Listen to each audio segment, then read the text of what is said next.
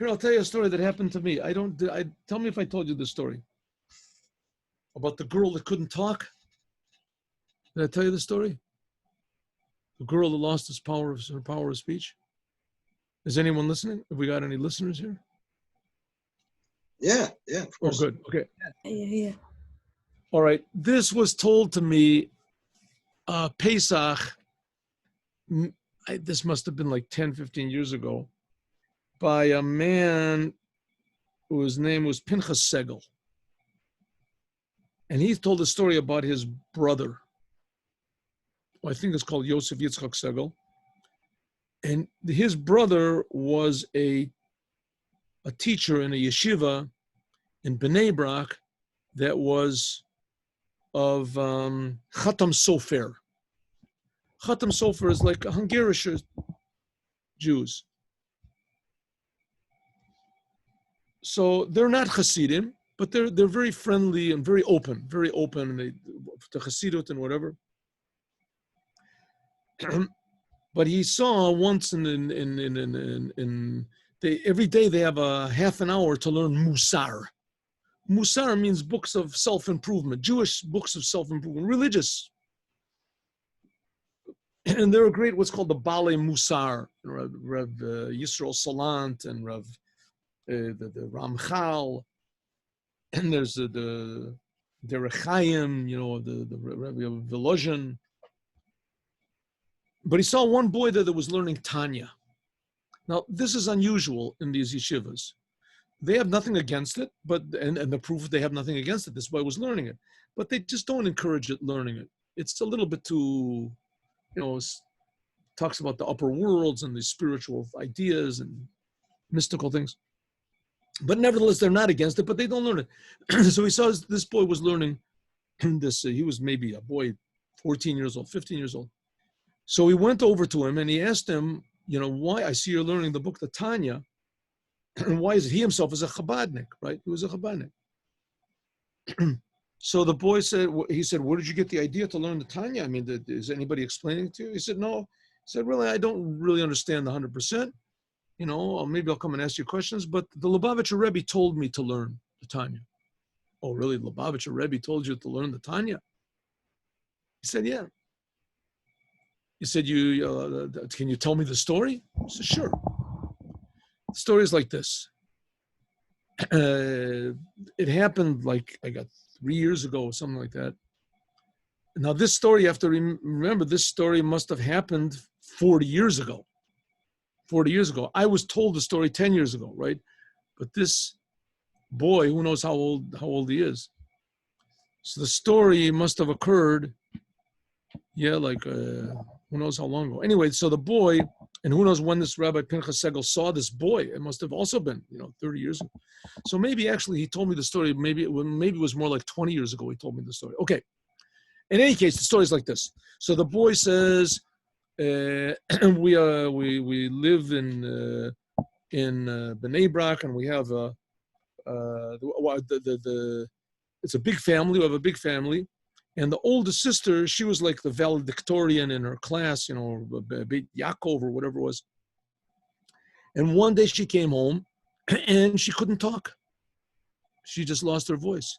So they figured, okay, no big deal. She's probably, maybe hoarse or something. The next day she couldn't talk. The third day she couldn't talk. So they called up the school and they said, well, we don't know what's happening. We're giving her tea or something like that. Let's take her to doctors. So they took my sister to doctors. This is the boy who's telling the story. They took my sister to doctors, and the doctors looked at her and they said, listen, this is something, you have to go to a specialist. So we took her to specialists, and the specialists all checked, and they said that she hasn't got any muscles or something in her vocal cords, something that was missing there from birth. All of them said the same thing, until we finally went to this really, really big expert, and he looked at he asked us what was wrong, and we said she used to talk, and just a week, 2 weeks ago, she stopped. So he looked at her and he got really, really angry, and he said, get out of my office immediately, So we said, what are you so angry about? He said, your sister, this girl, I guess it was my parents brought her, this girl has never spoken a word in her life. She never spoke a word in her life. She hasn't got any muscles or whatever, something missing in her vocal cords. There's no muscles there. It's impossible. She could have never spoke. So they said, but she spoke. I mean, here, look, here's her card, student card. Call up the school and ask, you can see this is her. Here's her picture. Ask if she used to be able to talk. So he said to his secretary, call up. Secretary called up. Said, we have this girl here. Her name is this and this. Her number is this. Yes, she hasn't been in school for a couple of weeks. Is everything okay? So he says, we just want to know, was she able to speak? And they said, what do you mean, was she able to speak? She was the speaker in the school. Whenever, the speech had to be given or whenever, she would, what is going on? Why did you ask a question like that about her speaking? So no, that's okay. So the doctor said, listen, I don't understand what's going on over here, but this is totally beyond me. I don't know what's going on. I've never seen a thing like this. How she could have spoken before, I don't know. I'm sorry. It's out of my hands. Anyway, so they found this big doctor. They went around to different doctors and they spent a fortune. And finally they went to and all the doctors said the same thing. And they had some sort of a relative that was Chabad. And he said, listen, you're going to be in New York looking for doctors. Why waste the money for that? Go into Lubavitcher Rebbe. So they said, oh, yeah, we'll go in. We'll give him a nice donation. He said, you don't have to give him a donation. Or you want to give him a donation, Gesundheit, hey, give a donation. But you don't have to give him anything. Maybe he'll be able to help you. So they said, listen, we're not Chabad. I said, what do you mean? He helps people. What do you care? You go to the doctors. You have to be a doctor, go to a doctor. You don't have to be a Chabad to go to a Rebbe Chabad. Okay, good. So they call in and they get an appointment. And he said, we all went in to the Rebbe. They asked if the whole family could come in. The whole family went in. This is this boy telling the story, right, to this Rabbi Segal. So we all went into the Rebbe. And the Rebbe talked to each one of us. And then after, this is about half a minute or something, the Rebbe asked if we could all leave. He wanted to talk to my sister alone, if that was all right. Wait outside. So everybody waited outside. So he said to my sister like this. He said, I know you're young, but you're very mature. And what I want to tell you now, I'm sure you'll be able to understand.